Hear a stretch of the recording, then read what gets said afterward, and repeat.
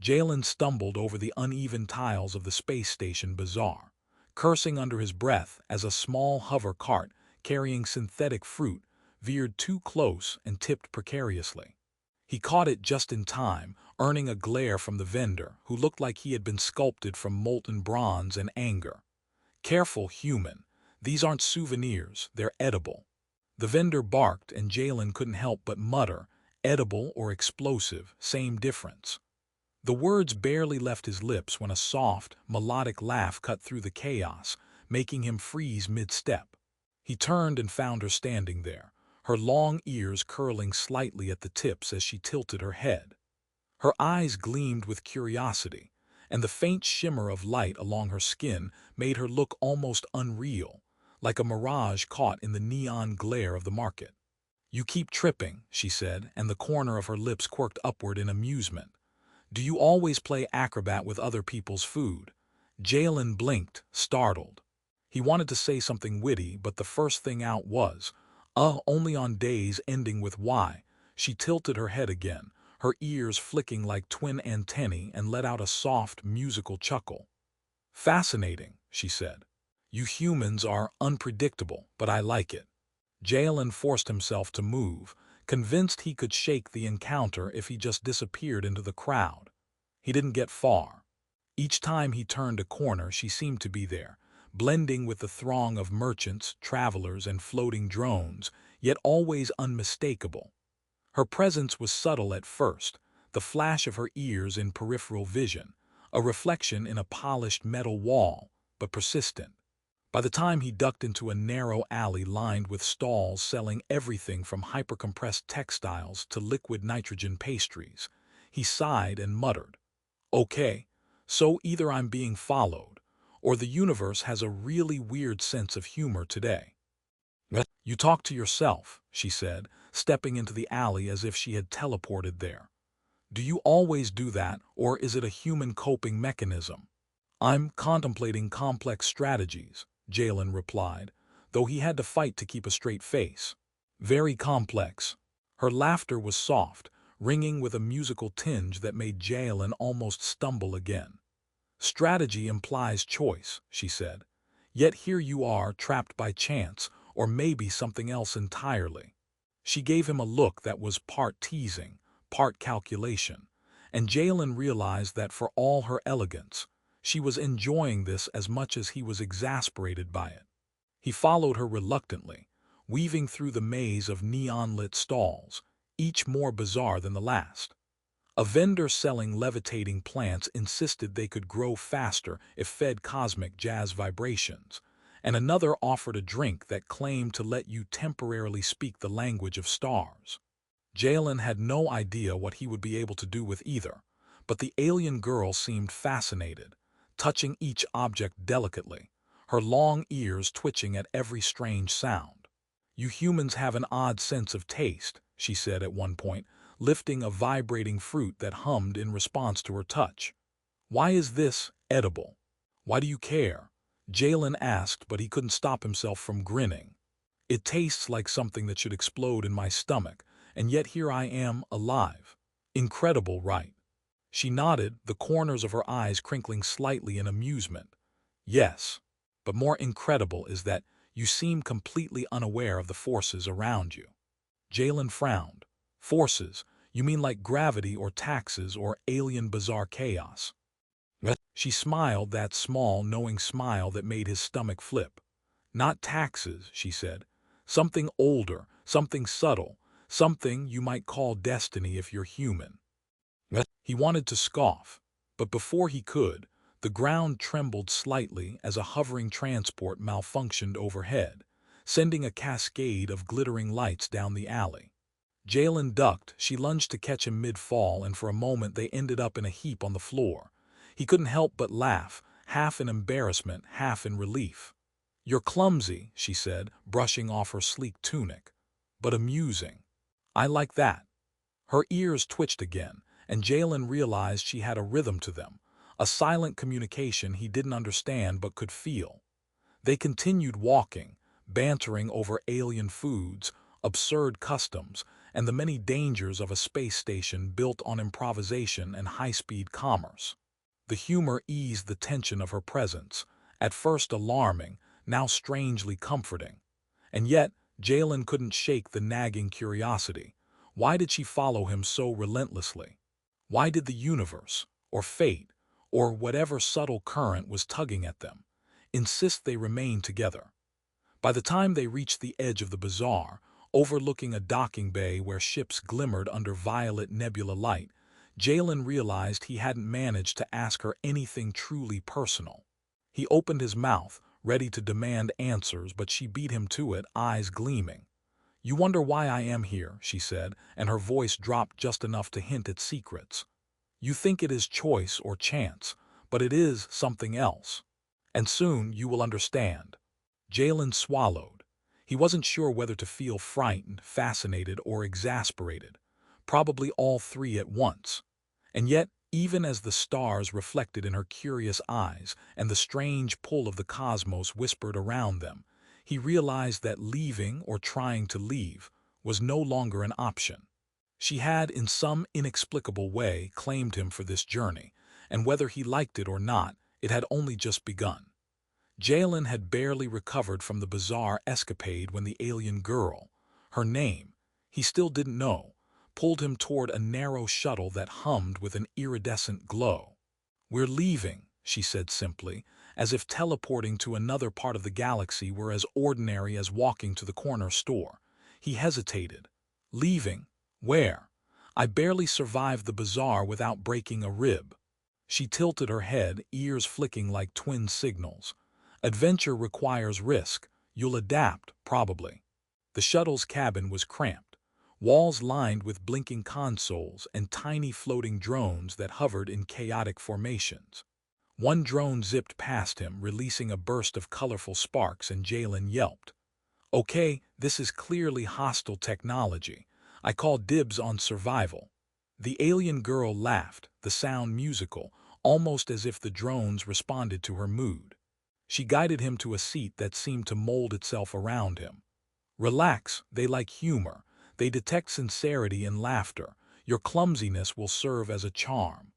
As the shuttle lifted off, dodging a rogue asteroid field that seemed almost to curve around them intentionally, she began explaining, in a tone that mixed pride and mischief, the route they were taking. "We are following energy streams that most species cannot perceive. These currents carry resonance of unusual forms. You, for example, carry one. Me carry a what now? Some sort of cosmic Wi-Fi?" Jalen asked, trying to force a smile despite the turbulence. "Wi-Fi is insufficient," she replied. "Call it a pull. You are interesting to me, to the universe perhaps, but mostly to me."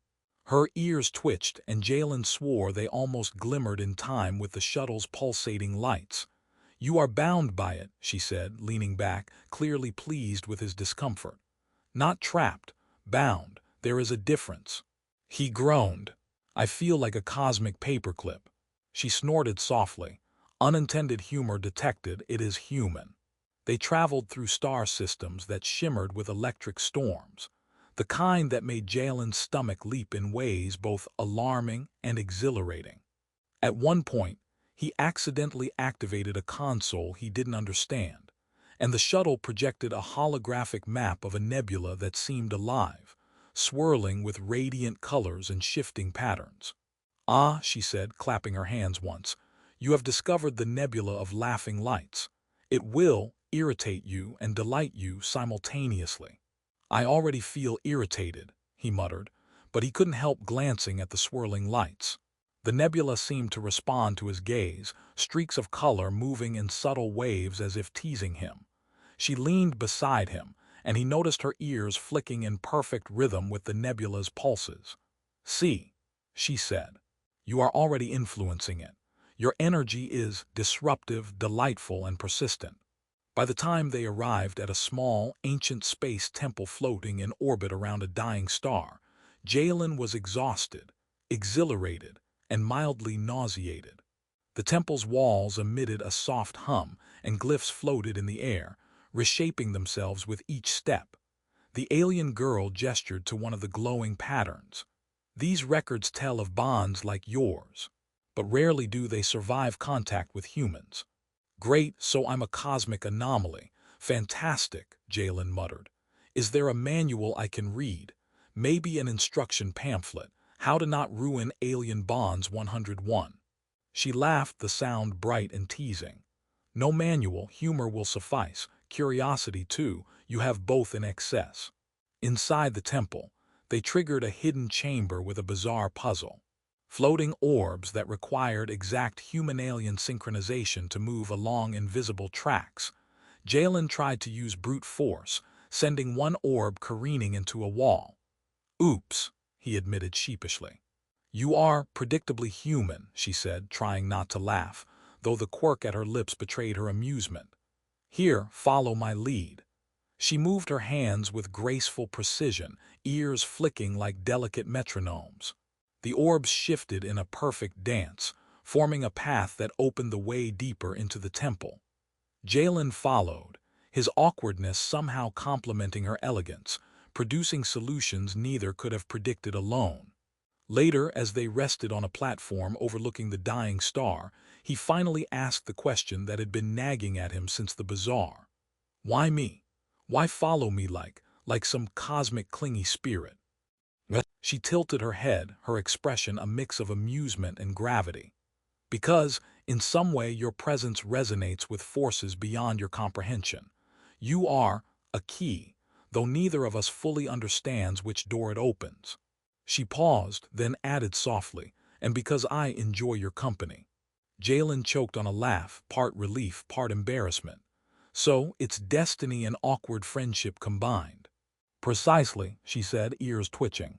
A combination rarely seen in this quadrant of the galaxy. Also, you are amusing when frightened. It is entertaining. He groaned, leaning back, but despite his complaints, he couldn't deny it.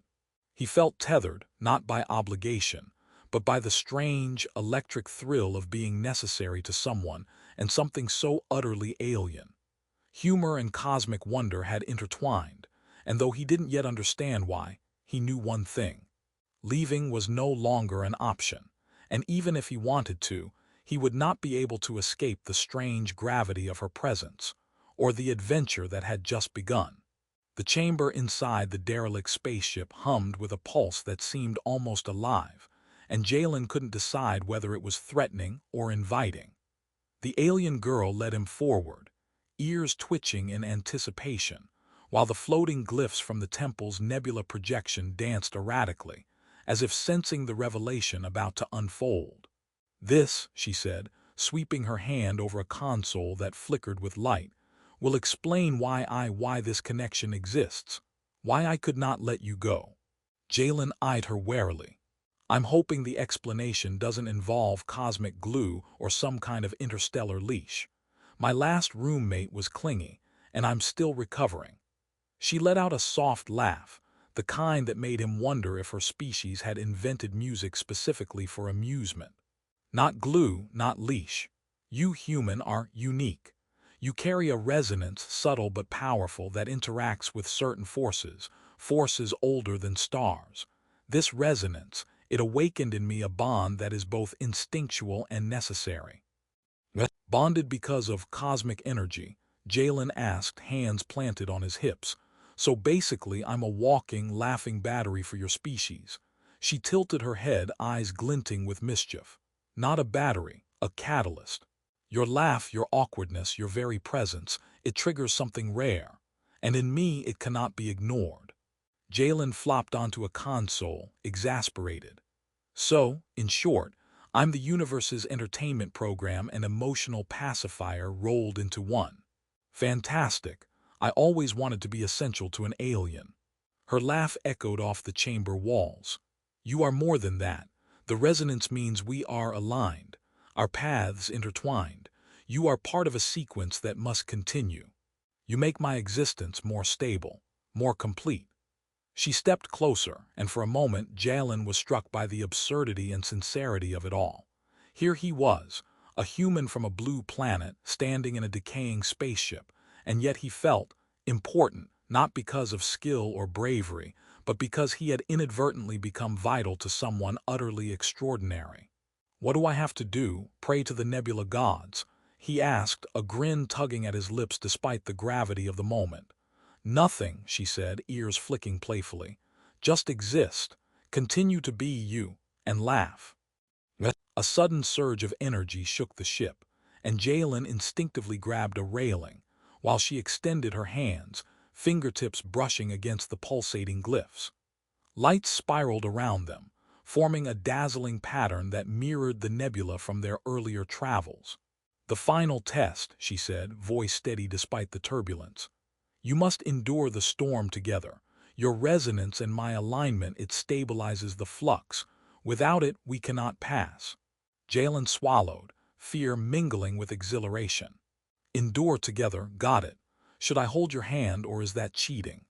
"Try anything," she replied, one corner of her mouth twitching in amusement.